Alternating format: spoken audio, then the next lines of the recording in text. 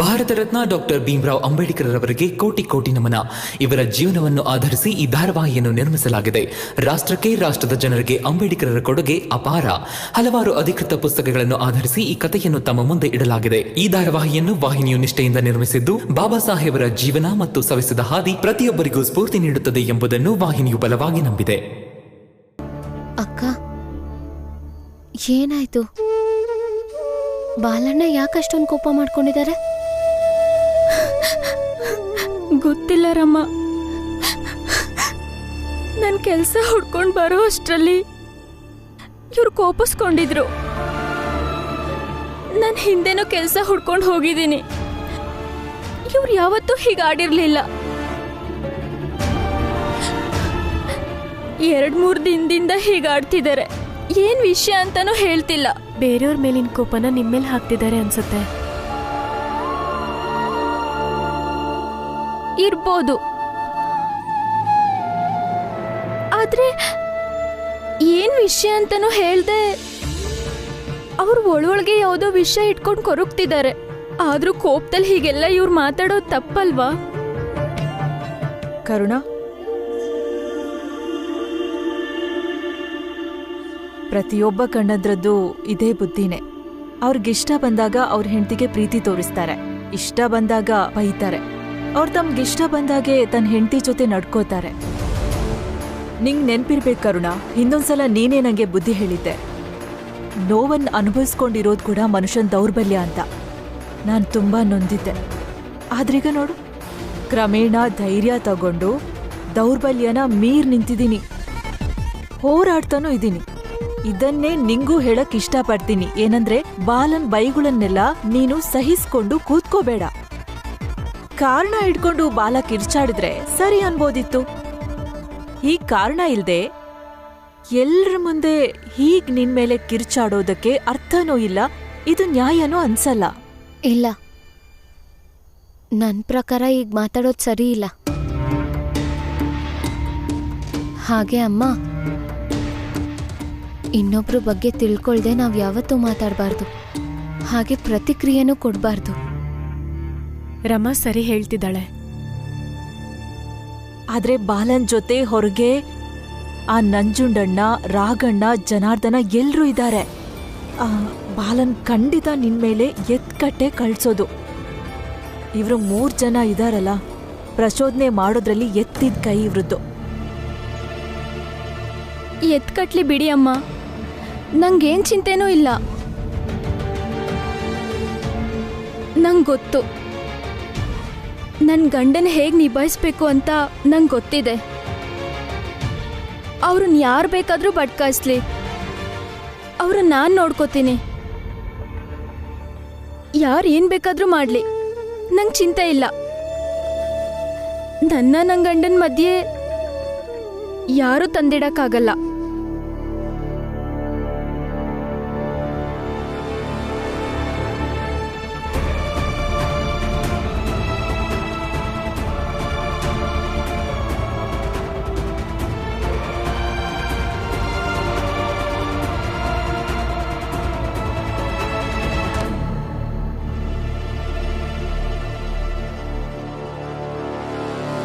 ಎಲ್ಲಿಗೆ ಹೋಗಿದ್ದೆ ಅಂತ ನೀನು ಹೇಳಲೇಬೇಕು. ನಾನು ಸತ್ಯನೇ ಹೇಳ್ತಿದ್ದೀನಿ. ನಾನು ಕೆಲಸ ಹುಡ್ಕೊಂಡೇ ಹೋಗಿದ್ದೆ. ಮತ್ತೆ ಸುಳ್ಳು?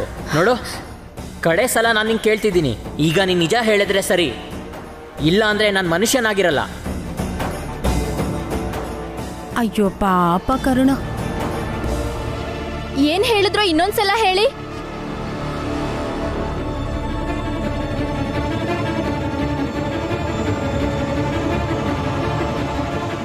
ನನ್ ಗಂಡನ್ ಕಿವಿಲಿ ಯಾರಿಗೂ ಕೇಳ್ದಿರೋ ತರ ಏನೋ ಹೇಳಿದ್ರಲ್ಲ, ನೀವು ಅವ್ರ ಹತ್ರ ಏನಂತ ಹೇಳ್ತಿದ್ರಿ? ಬಾಲ ಕೇಳಿಸ್ಕೊಂಡಿದ್ದಾನೆ. ಊರವ್ರಿಗೆಲ್ಲ ಹೇಳೋ ಅವಶ್ಯಕತೆ ಇಲ್ಲ ನಂಗೆ. ಅತ್ತೆ, ಇದೇ ನಿಮ್ ಮಾತಾದ್ರೆ ಒಂದ್ ವೇಳೆ ನನ್ ಗಂಡ ಮತ್ತೆ ನನ್ ಮಧ್ಯೆ ತಂದಿಡೋ ಕೆಲ್ಸ ನೀವು ಮಾಡ್ತಿದ್ರೆ ಅದನ್ನ ಈಗ್ಲೇ ಮರೆತು ಬಿಟ್ರೆ ಒಳ್ಳೇದು.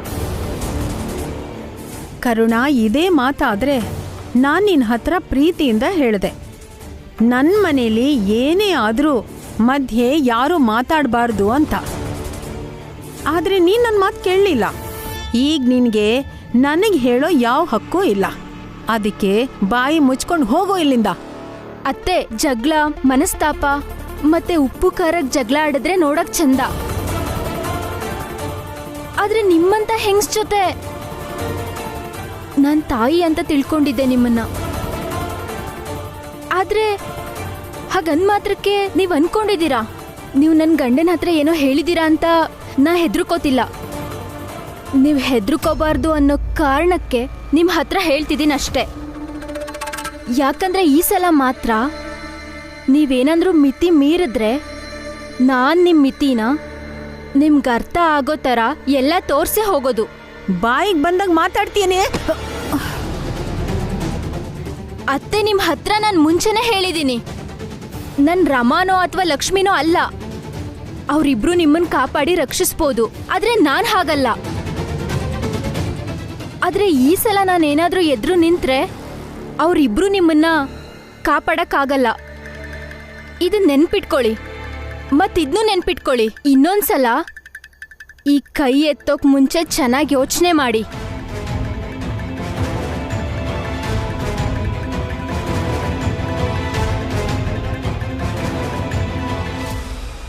ಗಟ್ಟುಮುಟ್ಟಾಗಿದ್ಯಾ ಅನ್ನೋ ಕೊಬ್ಬಲ್ವೇನೆ ನಿನಗೆ?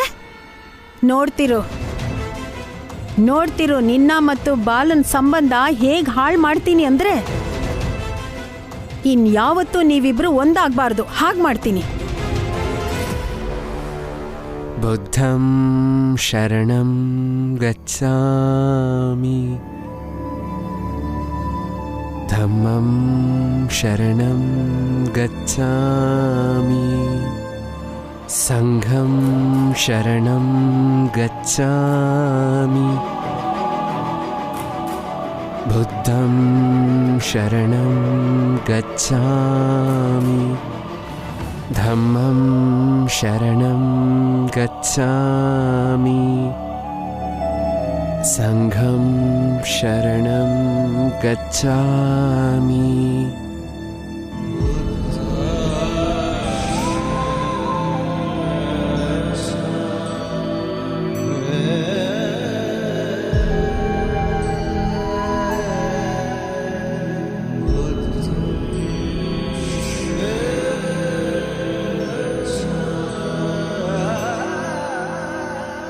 ಇವರು ಯಾವುದೋ ಗೊಂದಲದಲ್ಲಿರ್ಬೇಕು.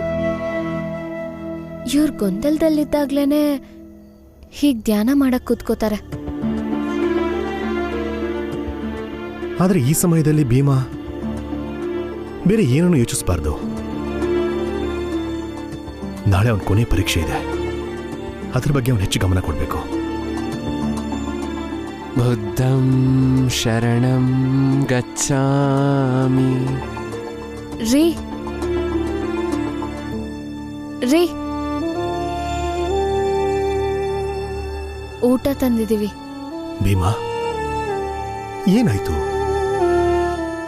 ಅಂತ? ಯಾವ ಸಮಸ್ಯೆ ನಿನ್ನ ಗೊಂದಲಕ್ಕೆ ದೂಡಿದೆ ಅಂತ ಯಾವ ಸಮಸ್ಯೆ ಇದೆ ನೀನು ಇಷ್ಟೊಂದು ಚಿಂತೆ ಮಾಡೋದಕ್ಕೆ? ನೀನೇನಾದ್ರೂ ನನ್ನ ಹತ್ರ ಹೇಳ್ಕೊಂಡ್ರೆ ಆ ಸಮಸ್ಯೆಗೆ ನಾನೇನಾದ್ರೂ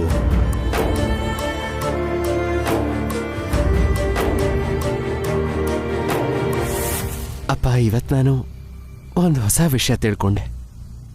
ಈ ಸಮಾಜದಲ್ಲಿ ನಮ್ಮ ವಿರುದ್ಧ ಇರೋರು, ನಮ್ಮನ್ನ ವಿರೋಧಿಸೋರು, ಅವರಲ್ಲಿ ಎರಡು ರೀತಿ ಇರ್ತಾರೆ. ಅವರನ್ನ ನಾವು ಎರಡು ರೀತಿಯಲ್ಲಿ ವಿಭಾಗಿಸಬಹುದು.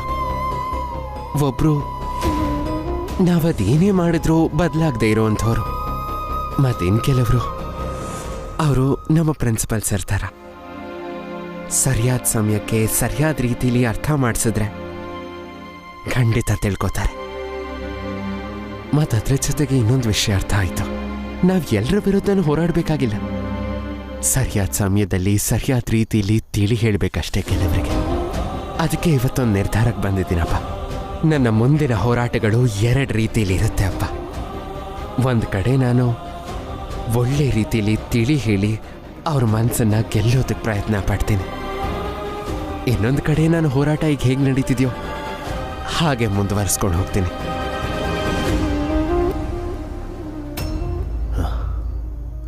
ಮಗನೇ ಭೀಮಾ, ನಿನ್ನ ಮಾತು ನಿಜ. ಈ ವಿಚಾರದಲ್ಲಿ ನಾನು ನಿನಗೊಂದು ಸಲಹೆ ನೀಡೋದಕ್ಕೆ ಇಷ್ಟಪಡ್ತೀನಿ. ನೀನು ನಿನ್ನ ಜೀವನದಲ್ಲಿ ನಿನ್ನ ಜೊತೆಗೆ ನಿನಗೊಪ್ಪುವಂಥವ್ರು, ನಿನ್ನ ಥರ ಯೋಚನೆ ಮಾಡೋವಂಥವ್ರು, ಮೇಲ್ಜಾತಿಯವ್ರನ್ನ ನಿನ್ನ ಜೊತೆ ಇಟ್ಕೋ.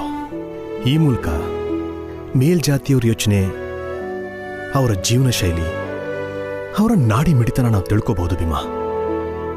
ಅವರ ಸಹಯೋಗದಲ್ಲಿ ಜನರಲ್ಲಿ ಪರಿವರ್ತನೆ ತರೋದು ತುಂಬಾನೇ ಸುಲಭ ಆಗ್ಬೋದು. ಮತ್ತೆ ಈ ಹೋರಾಟ ಸುಲಭ ರೀತಿಯಲ್ಲಿ ಯಾವತ್ತೂ ಪ್ರಭಾವ ಬೀರೋದು.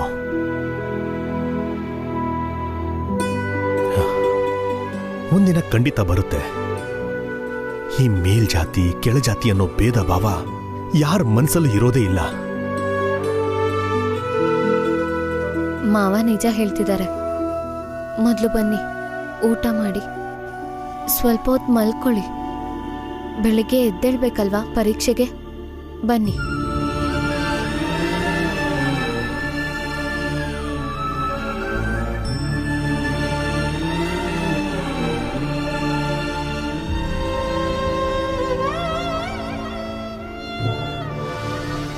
ಈ ಭೀಮ್ರಾವ್ ನೋಡಿದ್ರೆ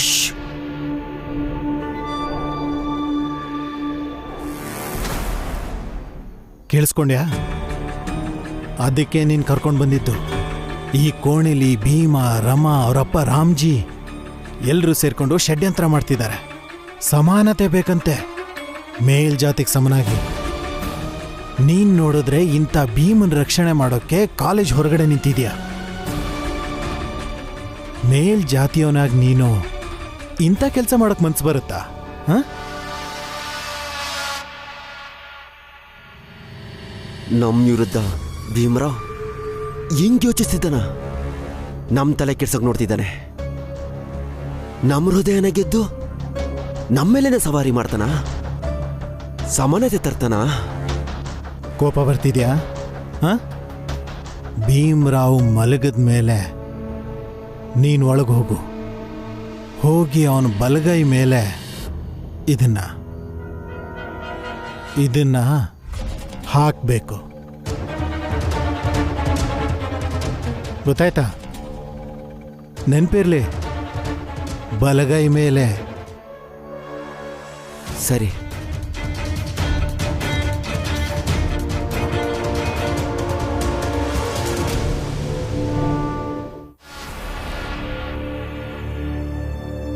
ನಡೀರಮ್ಮ, ನಾವಿಲ್ಲಿ ಉಳ್ಕೊಳ್ಳೋದಕ್ಕೆ ಅನುಮತಿ ಸಿಕ್ಕಿಲ್ಲ ನಮಗೆ.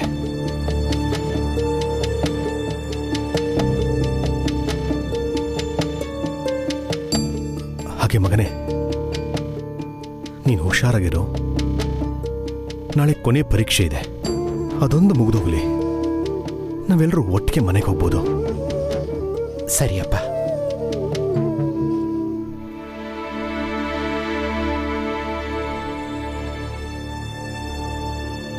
ಬರ್ತೀನಿ. ರಮಾ, ಇರು.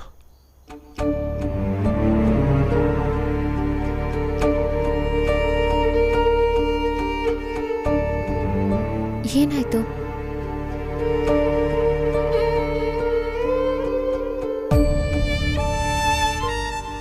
ಬೇರೆ ಗಂಡಂದ್ರ ಬಗ್ಗೆ ಗೊತ್ತಿಲ್ಲ, ಆದ್ರೆ ನಾನು ಈ ರೀತಿ ನನ್ನ ಹೆಂಡತಿ ಕೈ ಹಿಡ್ಕೊಂಡಾಗ ನನ್ನಲ್ಲಿ ಶಕ್ತಿ ಸಂಚಾರ ಆಗುತ್ತೆ, ಒಂದು ಭರವಸೆ ಮೂಡುತ್ತೆ. ನಿನ್ನ ಕೈನ ನಾನು ಹೀಗೆ ಹಿಡ್ಕೊಂಡಿದ್ರೆ ಅದು ಎಂಥ ಯುದ್ಧನಾದ್ರೂ ನಾನು ಗೆಲ್ಬೋದು ಅಂತ. ಇದಕ್ಕೆ ಇರು ಅಂತ ಹೇಳಿದ್ದು. ಹೌದಾ? ಸ್ವಲ್ಪ ದಿನ ದೂರ ಇದ್ದಿದ್ದಕ್ಕೆ ಎಷ್ಟು ಪ್ರೀತಿಯಿಂದ ಮಾತಾಡ್ತಿದ್ದೀರಾ ನೀವು. ಅಂದ್ರೆ ಮುಂದೆ ನೀವು ಓದಕ್ಕೆ ಹೋದಾಗ ಅಥವಾ ಕೆಲ್ಸದ ಮೇಲೆ ದೂರ ಇದ್ದಾಗ ಮತ್ತೆ ವಾಪಸ್ ಮನೆಗೆ ಬಂದಾಗ ಇದೇ ಥರ ಪ್ರೀತಿಯಿಂದ ಮಾತಾಡ್ತೀರಾ ಅಲ್ವಾ?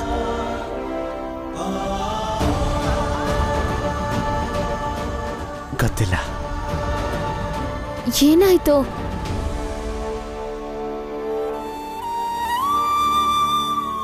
ನನಗೆ ಖುಷಿ ಆಗುತ್ತೆ ನನ್ನ ಗಂಡ ಹೀಗೆ ಪ್ರೀತಿಯಿಂದ ಮಾತಾಡಿದಾಗ.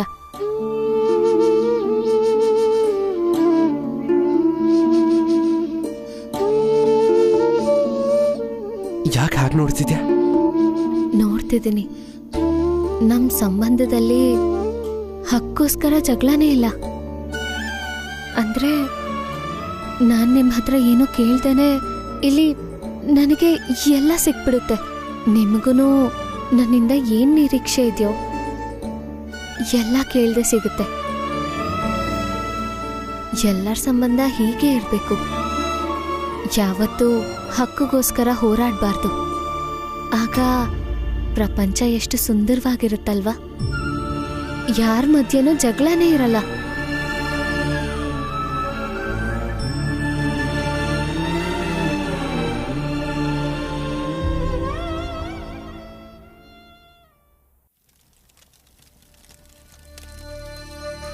ಅಯ್ಯೋ, ಇಷ್ಟೊತ್ತಾಗೋಗಿದೆ, ಇನ್ನು ಯಾವ ಸುದ್ದಿನೂ ಬಂದಿಲ್ವಲ್ಲ. ಈ ಸಲನೂ ನೀವಿಬ್ರು ಎಡವಟ್ಟು ಕೆಲಸ ಮಾಡಿಲ್ಲ ತಾನೆ? ಏನಪ್ಪ, ಈ ಸಲ ತಮ್ಮಯ್ಯ ಒಳ್ಳೆ ಉಪಾಯ ಮಾಡಿದ್ದಾನೆ. ಈ ಸಲ ಖಂಡಿತ ಎಡವಟ್ಟಾಗಲ್ಲ. ಹೌದಪ್ಪ, ಈ ಸಲ ಗ್ರಹಗಳು ಕೂಡ ನಮ್ಮ ಕೈನ ಖಂಡಿತ ಹಿಡಿತವೆ, ನೋಡ್ತೀರಿ. ಮತ್ತ್ಯಾಕೆ ಇಲ್ಲಿ ನಿಂತ್ಕೊಂಡು ಕಾಯ್ತಾ ಇದ್ದೀರಿ? ಹೋಗಿ ಏನಾಯ್ತು ನೋಡಿ. ಆ ಪೇದೆಗಳು ಆ ಭೀಮ್ರಾವ್ ಕೈ ಮೇಲೆ ಕೆಮಿಕಲ್ ಹಾಕಿದಾರೋ ಇಲ್ವೋ ಅಂತ ಎಷ್ಟೊತ್ತಾಯ್ತಾಗ್ಲೇ? ನಾವೆಲ್ಗೂ ಹೋಗೋ ಅವಶ್ಯಕತೆ ಇಲ್ಲ ಮೇಘನಾಥ್ ಅವ್ರೆ.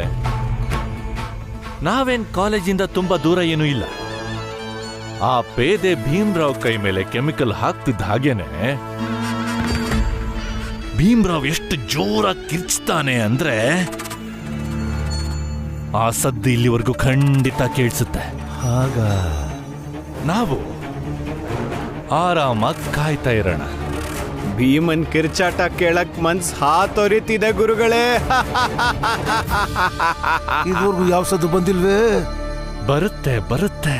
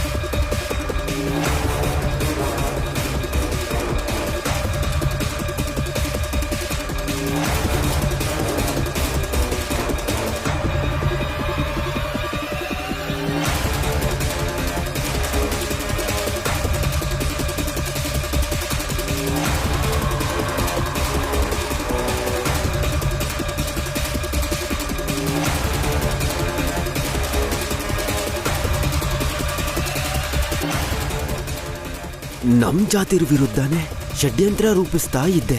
ಇದೇ ನನ್ನ ಪ್ರತೀಕಾರ. ಬಲಗೈ ಮೇಲಾಕ್ಬೇಕು ಅಂತಲ್ವಾ ಅವ್ರು ಹೇಳಿದ್ದು.